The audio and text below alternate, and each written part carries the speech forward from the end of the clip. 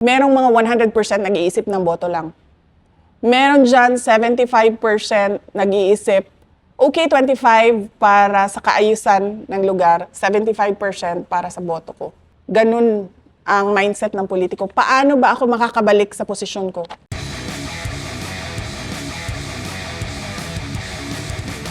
And how important na, ano yun, hindi lumabas into open yung kung paano ginagamit yung mga confidential funds na yan? Unang-una, may batas.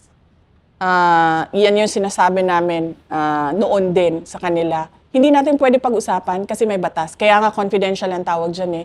Confidential yan, hindi dahil may anomalya dyan or merong hocus-pocus dyan. Confidential yan kasi pinoprotektahan niya yung buhay ng mga tao na nandoon sa organization, intelligence operations. Buhay ang pinoprotektahan dyan. So hindi ito limited, hindi ito limited VP sa anti-insurgency lang. Hindi. Kasama dito pati peace and order. Yes, oo. Broad kasi ang peace and order, 'di ba? Pero lahat ng components at problems sa issues sa peace and order kasama 'yon. Sa local, nadidiscuss nyo yan sa City Peace and Order Council. Pagdating naman sa region, nadidiscuss yan sa Regional City Peace and Order, Regional Peace and Order Council sa ARPO. So madami yan. Madaming issues dyan na tinatakel ang syudad at ang region. Balikan po natin yung AOM, yung pangalawang AOM. After po nun, ano po ang nangyari? At sa tingin nyo ba, ginamit ang COA against you? Ginamit ng House of Representatives. Makikita mo sa timeline, di ba? Every time nagsasalita sila, lumalabas yung AOM. Meron silang gagawin, nag-meeting with Martin Romualdez, lumabas yung pangalawang AOM. So, ginamit siya ng House of Representatives. So kailan lumabas VP yung NDA? Yung notice, yes, yung notice of disallowance, okay, so, dun tayo sa nagsabi siya na ano ba sinabi niya? Hindi, yung isa, yung pangalawa na, yung pumunta siyang Davao. Oo, mag-ingat ka. Tuturuan ka namin. Yun lang yung nakuha ko sa mumbling niya. Mahilig kasi siyang, makikita niyo sa footage mahilig yan lumapit sa akin at gumaganon, bumubulong. Baka naman di pumambling nyo, baka ngumumuya lang siya. Actually, pareha sila, no? Kahit yung asawa niya mahilig din magbulong-bulong, ano? Napapansin mo pag, hindi ba? Pero itong dinner nyo na yan or yung inyong nung lumabas kayo, may mga pictures ba kayo dyan o proof na nagkita talaga kayo? Malamang meron niyang mga pictures. Wala kasing media doon eh. Kaya walang public na photos. Pero maraming photos na galing sa mga private individuals na nandun sa restaurant. Kasi hindi naman pinasara yung restaurant eh. Maraming tao doon. Pero natatandaan niyo, VP, bakit siya nando doon sa Davao? Eh, di ba usually ang presidente, pag pupunta siya sa mga lugar, meron silang inaatinan na something. Alam mo, hindi ko talaga alam, sa totoo lang. Hindi ko alam kung bakit siya lumipad doon sa Davao. Ang akala ko ay meron siya pupuntahan, pero ang sinabi, eto, sasabihin ko sa inyo pag personal knowledge ko, pag chismis lang. Okay? Ang narinig ko, natulog siya sa bahay ni Anton Lagdameo that night. At ang narinig ko, may away sila ni asawa niya, ni Lisa. Ito yung time na wala ata si Lisa, pumunta siya abroad. Ito chismis na lang ha. Hindi ko alam kung totoo na may away sila, hindi ko alam kung totoo saan siya natulog. Okay. Na-outside of Colombo pala si PBM. Kasi nakakapagtaka lang, di ba? Usually nga, pag pupunta ka sa isang lugar, Announce yan. announce at saka merong event. Pero ito, unannounced, tapos wala namang formal na, formal na dinner, parang niyaya lang po kayo, hindi ba? Oo, dinner lang yun. Dito siya nagmambol. Wala po kayong pinag-usapan except yung bulong. Doon sa dinner, wala. Doon sa dinner, Hindi kasi na ako nakikinig kay BBM kasi hindi ko, basta alam ko lang pinag-usapan yung shrimps, pinag-usapan yung rice field, yun ang maalala ko. Meron pa kasi ibang tao doon sa table eh. Hindi lang kaming dalawa eh. Oo, so meron pang mga ibang tao doon.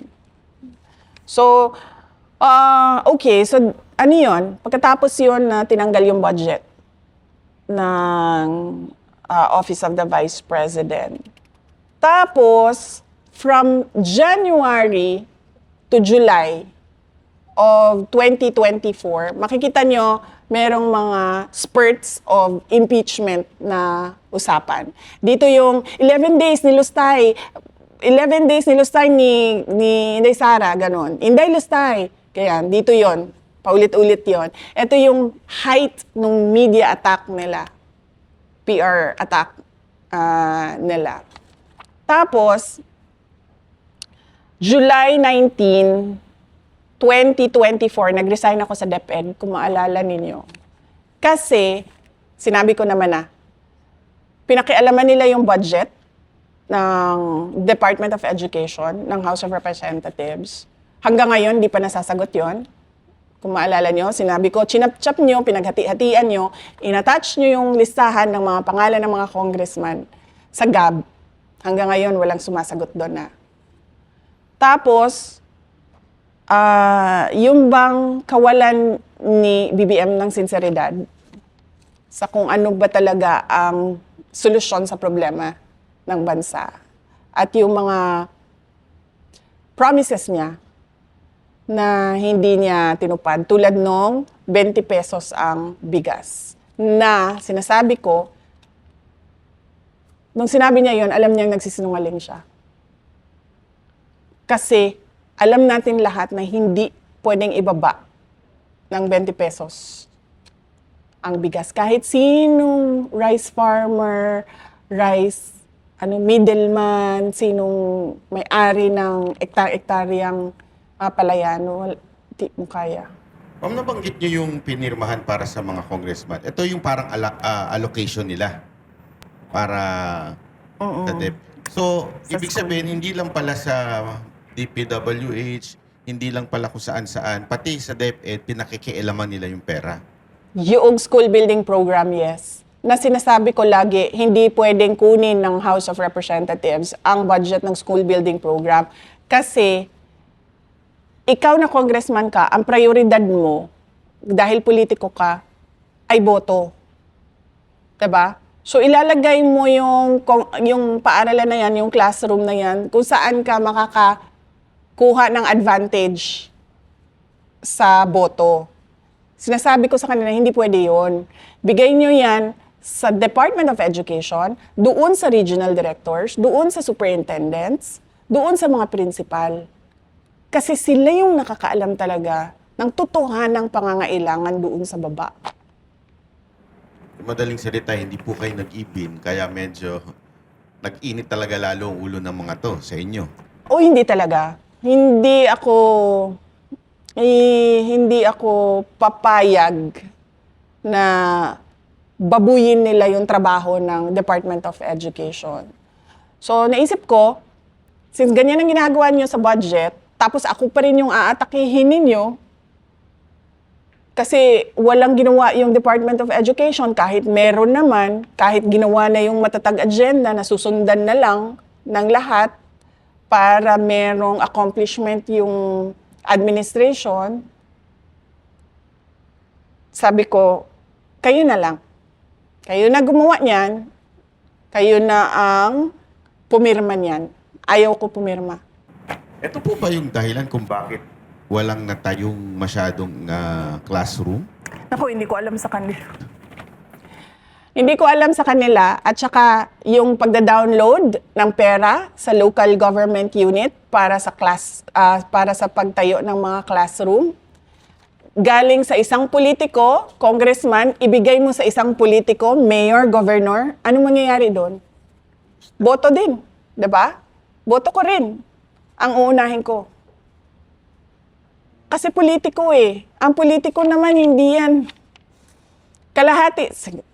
Siguro ang politiko, sa mga kakilala ko, merong mga 100% nag-iisip ng boto lang.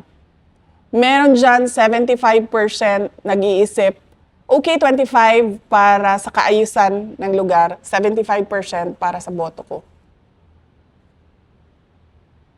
Ganun ang mindset ng politiko. Paano ba ako makakabalik sa posisyon ko?